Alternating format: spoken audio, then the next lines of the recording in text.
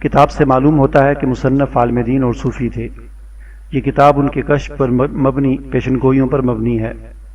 اس کتاب میں ایک باب خاص طور پر ہند یعنی ہندوستان کے بارے میں ہے،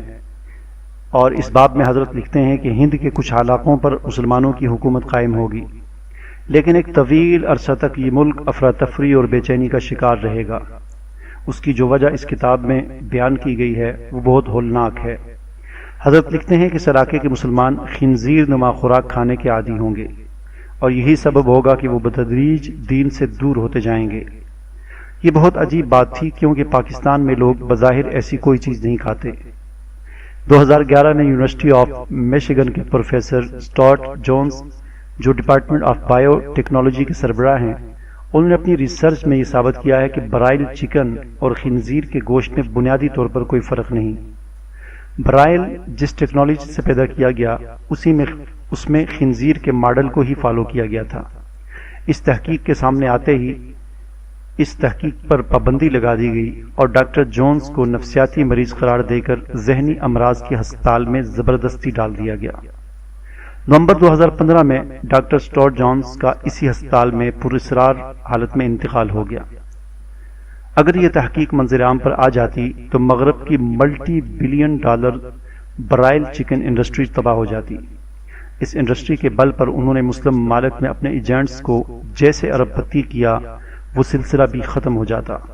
اور سب سے اہم بات یہ کہ مسلمان حرام گوشت کھا کے جن روحانی امراض کا شکار ہو رہے ہیں، اس سے نجات مل جاتی۔ تو یہ جو مضمون کا ایک حصہ میں نے میجر ٹرائیڈ وسیم انور چودھری صاحب کا جو ڈیلی اوصاف سمیت مختلف اخبارات میں اور خاص طور پر سوشل میڈیا پر یہ شائع ہوا ہے،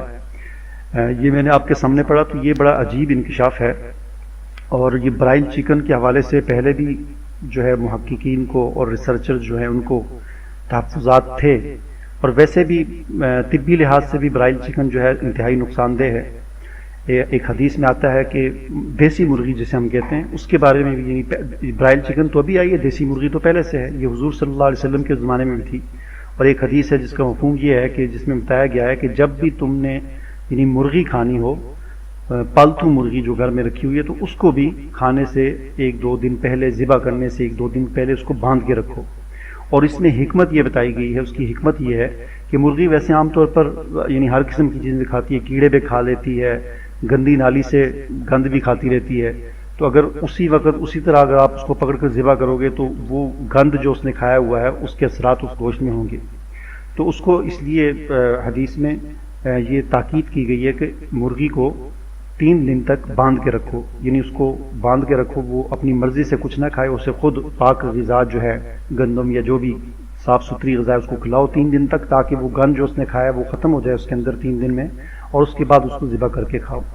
تو اس اعتبار سے اگر دیکھا جائے تو یہ برائل چکن جو ہے، فارمی مرغی جسے ہم کہتے ہیں، ان کو جو فیڈ کھلائی جاتی ہے، یہ تو ایک عام سی بات ہے کہ یہ فیڈ جو ہے یہ ہمارے شہروں میں جو قصائی خانے ہوتے ہیں، بڑے بڑے مذبح خانے ہوتے ہیں جہاں پر پورے شہر کے لیے جانور ذبح ہوتے ہیں، تو وہ جانوروں کا جو خون ہوتا ہے، جو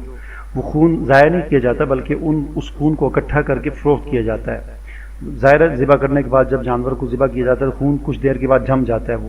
تو اس کو پھر اکٹھا کر کے بیچا جاتا ہے۔ اور یہ جو مرغی خانے ہوتے ہیں جہاں پر فارمی مرغیاں جو ہیں یہ پالی جاتی ہیں، وہاں پر پھر اس جمے ہوئے اس حرام خون سے اس میں کچھ اور چیزیں، کچھ کیمیکلز بھی ہوتے ہیں، کچھ اور اس طرح کی گندی چیزیں جو ہیں وہ حرام چیزیں اس میں ملا کر، اور اسی طرح مردہ مرغیوں کا گوشت، مردہ جانوروں کا گوشت، یہ ساری چیزیں مکس کر کے ان کی فیڈ تیار کی جاتی ہے، خوراک تیار کی جاتی ہے، اور یہی خوراک ان فارمی مرغیوں کو کھلائی جاتی ہے۔ تو یہ حرام سری حرام خون کی غذا ان کو کھائی جاتی ہے، اور ہم اسی وقت اس کو ذبح کر کے تازہ اس نے سب کچھ کھایا ہوتا ہے حرام چیزیں، ہم اس کو کھاتے ہیں۔ تو ظاہر بات ہے اس حدیث کی روح سے بھی یہ چیز بالکل اس کی یعنی اجازت نہیں ہے، اور بالکل یہ مکروہ بن جاتی ہے۔ یعنی ہم اس کو واضح طور پر حرام تو نہیں کہہ سکتے، لیکن مکروہ ہونے میں کوئی اس میں شک نہیں ہے، شک و شبے والی کوئی بات نہیں ہے۔ ایک عام دیسی مرغی اگر مکروہ ہو جاتی ہے، جس کے بارے میں حضور نے تاکید کی کہ اس کو باندھا جائے 3 دن تک اور اس کو پاک صاف غذا کھلائی جائے، تو یہ فارمی مرغی تو خود، جبکہ پھر اس کے علاوہ اس برائل چکن کے جو دیگر نقصانات ہیں، ان نقصانات میں سے ایک نقصان یہ ہے کہ جن گھروں میں برائل چکن بہت زیادہ کھایا جاتا ہے تو ان گھروں میں جو بچے ہوتے ہیں وہ 8-9 سال کی عمر میں بالغ ہو جاتے ہیں، یعنی بچے کو تو 14-15 سال کی عمر میں بالغ ہونا چاہیے، لیکن مسلسل یہ برائل چکن کھانے کی وجہ سے بچے 9 سال کی عمر میں، 10 سال کی عمر میں، 8 سال کی عمر میں بالغ ہو جاتے ہیں۔ تو یہ ایک بہت بڑا نقصان ہے۔ اس کے علاوہ بھی اگر آپ گوگل میں سرچ کریں برائل چکن کے نقصانات تو بے شمار نقصانات ہیں۔ اب یہ جو ریسرچ آئی ہے پروفیسر اسٹورٹ جونز کی، جس میں انہوں نے یہ انکشاف کیا ہے کہ یہ برائل چکن جو ہے یہ اس کا جو فارمولا ہے بنیادی طور پر جو ہے وہ جس ٹیکنالوجی سے اس کو بنایا گیا ہے وہ خنزیر کے ماڈل کو فالو کر کے بنایا گیا ہے، چونکہ فارمی خنزیر جو ہیں وہ بھی دنیا میں بنائے جاتے ہیں، سفید رنگ کے وہ ہوتے ہیں عام طور پر اور جنگلی بھی ہوتے ہیں۔ تو انہوں نے یہ انکشاف کیا، پھر ان کو گرفتار کر لیا گیا، پاگل قرار دے کر اسپتال میں داخل کر دیے گا پاگلوں کے، پھر اس کو پراسرار طور پر ان کی ہلاکت بھی وہاں پر ہو گئی اور اس طرح اس تحقیق کو دبا دیا گیا۔ اور اسی طرح پھر یہ جو کتاب ملی ہے اس میں جو پیشن گوئی ہے بزرگ جن کا ذکر ابھی کیا ہے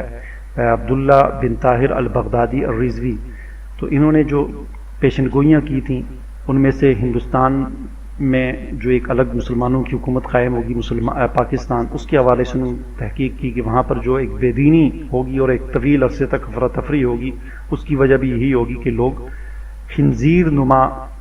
ایک خوراک کھانے کے عادی ہوں گے۔ ظاہر بات اس وقت تو یہ مرغی نہیں تھی، تو انہوں نے اس پیشن گوئی میں یہ پیشن گوئی کی ہے کہ خنزیر نما، خنزیر سے ملتی جلتی، اور اب آ کر یہ پروفیسر یونیورسٹی آف میشیگن کے پروفیسر نے اس بات کو یہ مطلب انہوں نے کہہ دیا کہ یہ برائل چکن جو ہے یہ خنزیر نما ہے اور خنزیر کی طرح اس کا جو ہے فارمولہ ہے۔ یہ بڑی ہمارے لیے ایک عجیب بات ہے، تو اس میں ہمیں ویسے بھی احتیاط کرنی چاہیے۔ جیسا کہ میں نے کہا کہ فارم برائل چکن جو ہے ان کی فیڈ جو ہوتی ہے، ان کی خوراک جو ہے وہ تو صاف طور پر قطعی طور پر حرام چیزوں سے تیار کی جاتی ہے اور وہ ان کو کھلائی جاتی ہے، اور وہ اسی وقت ہم تازہ اس کو ذبح کر کے کھاتے ہیں، تو یہ بھی اس اعتبار سے یہ ایک غلط بات ہے۔ تو اللہ تعالیٰ سے دعا ہے کہ اللہ تعالیٰ ہماری حرام سے حفاظت فرمائے، آمین۔